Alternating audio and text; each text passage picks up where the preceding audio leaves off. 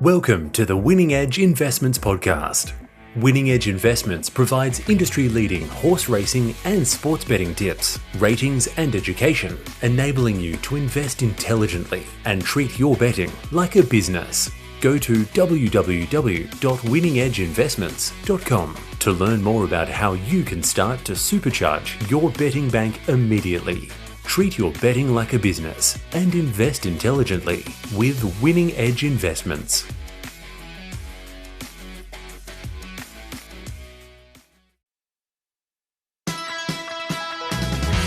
Live across the SEN track and RSN networks. And broadcasting live on racing.com. This is Giddy Up with Gareth Hall.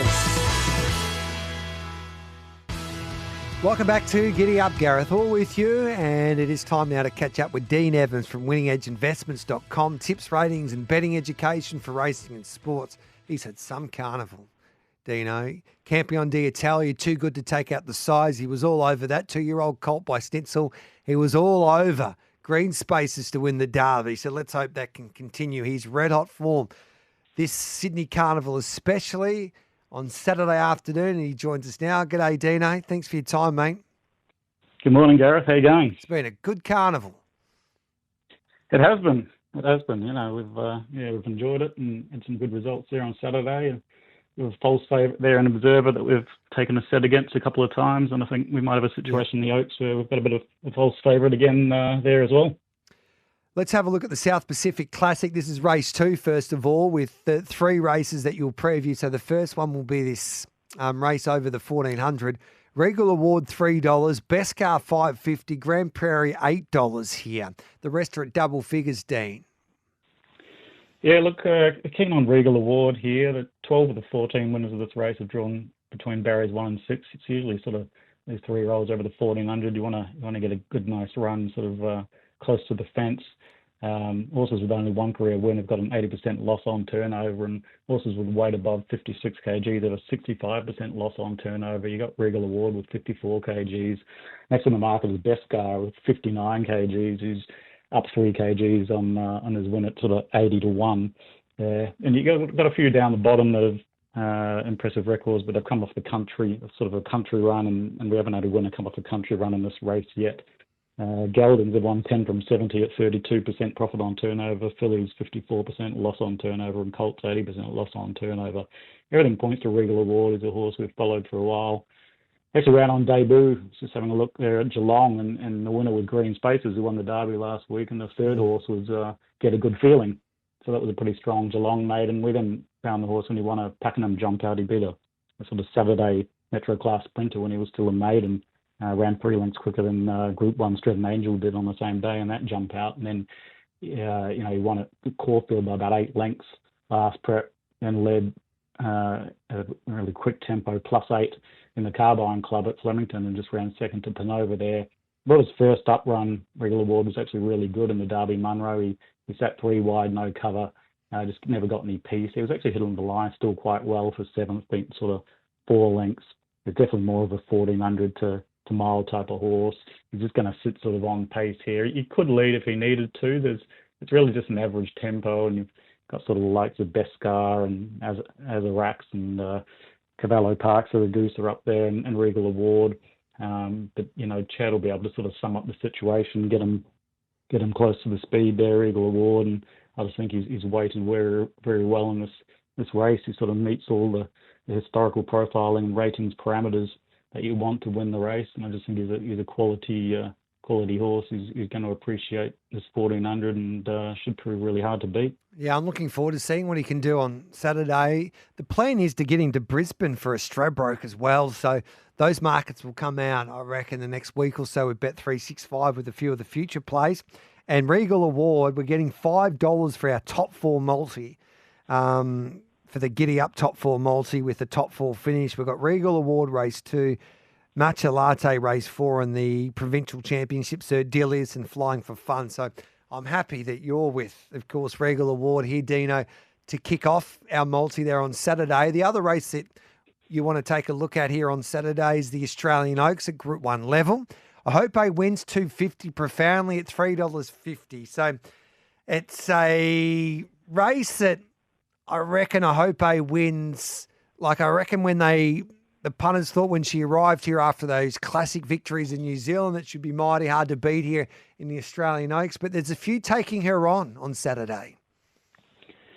Yeah, look, I think it's a bit like Observer. I just feel like Ahope wins is sort of being priced on, what she's done a while ago, but the figures certainly from that run in the Storm Queen, the binary, were not all that impressive. They ran 10 lengths below par in that race. They really walked early, but they didn't actually come home all that impressively. And, you could have thrown a blanket over the finishes, and you just sort of had some horses there that, Ahope wins only just beat that Let's Stand My Ground long legs that aren't all that impressive.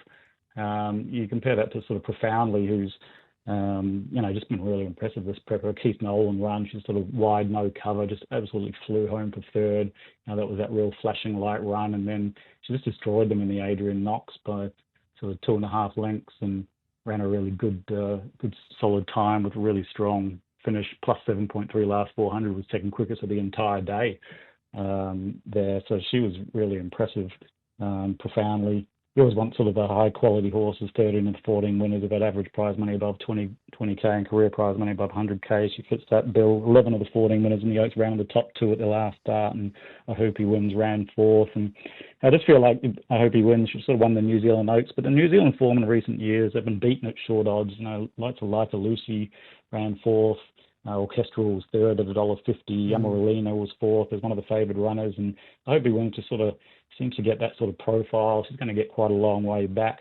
And the ratings figures, some of the ratings figures that I've got here are sort of have won none from 55, none from 58, and none from 56 on my data. So I think a bit like Observer, I think I hope he wins is a bit of a false favourite, and then Profoundly just ticks all the boxes. I think the only real concern I have with Profoundly is just the map that, she's sort of, I've got a map in 5th, but stuck out 3 wide. So, Tommy is just going to need to find where he can slot in. I think if he can get one off the fence with cover somewhere in there, whether he has to push up to 3rd or he can slot a little bit further back, I think Profoundly is going to be very, very hard to beat. But I think the only risk is just Tommy's going to have to make sure he doesn't get posted out wide.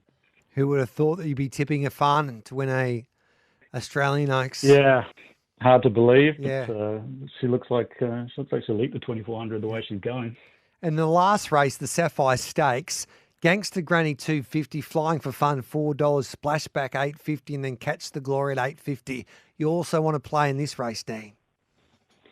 Yeah, look, this is a race that historically has been a real on-pacer dominated type race. The last of the day on day 2 of the championships.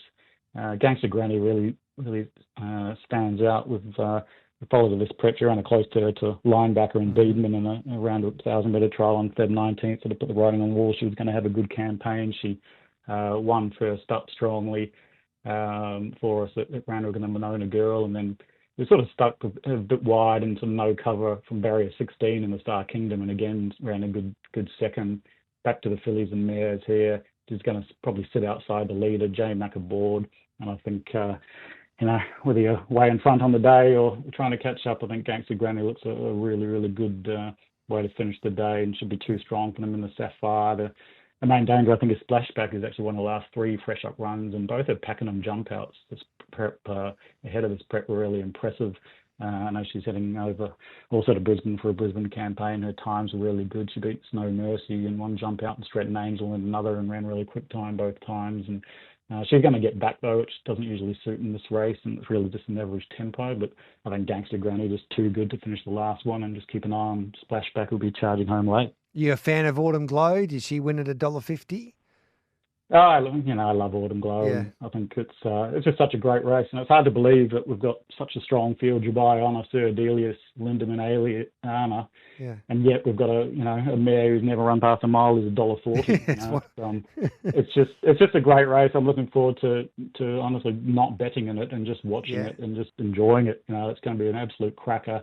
You got sort of 5 or 6 horses in really great form that are all really genuine Group 1 horses, and I just think it's going to be a cracker race. Autumn Glow's a superstar, and She trialled one of the best trials I've ever seen, and I remember riding before her first start that there was a Group 1 filly for sure, and she's just done a fantastic job her whole career, and just can't wait to see her over 2,000 metres, and this looks like to Sir Delius and Autumn Glow and Aliana was probably a fair chunk of the Cox Plate field for the spring as well. So just going to be a cracker race, and can't wait to see what she can do. And just quickly, I know I'm asking a little bit too much today, Dino, but the Queen of the Turf, have you worked that out yet? Yeah.